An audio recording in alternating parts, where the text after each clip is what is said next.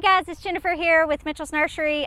Just wanted to make a video to show you guys how to prune your hanging baskets if they start getting leggy and spent during these hot summer days. So first thing, we're going to start with all the tools that we'll need today. Of course, we need our flowering hanging baskets that are overgrown. I'm just going to use a regular pair of scissors. I've also got pruning shears if we have some thicker pieces to cut.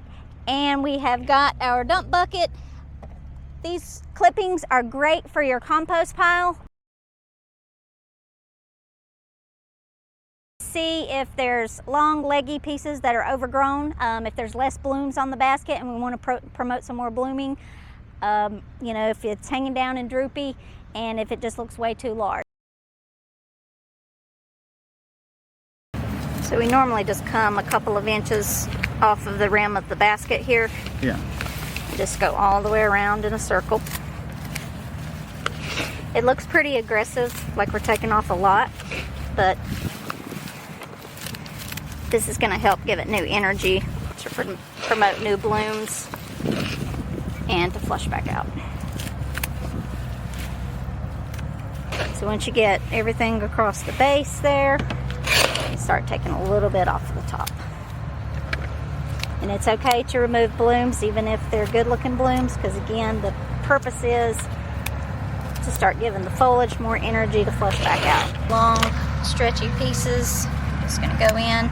You can take your scissors and cut right above a leaf node. That way that'll help it branch out. One of the keys to this is not being afraid to give it a good haircut, and also patience, because it will take this about 3 to 4 weeks to really flush out and look gorgeous again, but I think that it's worth it. Of course, is a mixed hanging basket. It has some verbena, some petunias in it, and some calibrachoa. This method can be applied to pretty much any hanging basket. So next we're going to do a blend of calibrachoa, and we're going to do the same thing. We're going to come off about 1 inch to 2 inches off the side of the basket, and we're just going to get pretty aggressive. We're taking off a lot. Go. Just take some off the top. Sometimes I'll get a grouping like this if it's on one big strand, so it come out a little more evenly.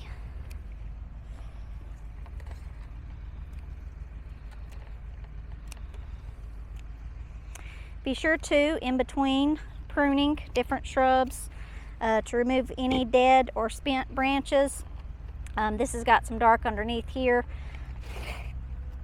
so we can take out little sticks and stems like that.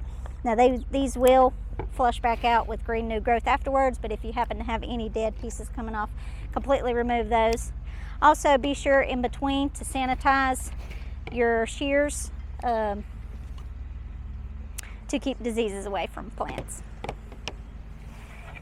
And again, we're going to remove this for composting. Make some pretty compost, huh?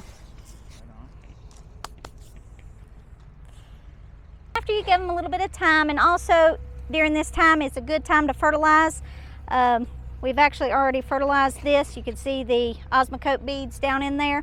If you did it early spring when you got the basket, you can go ahead and do it again in the summertime, but put you a dose of fertilizer on these, and be sure to water this basket in really good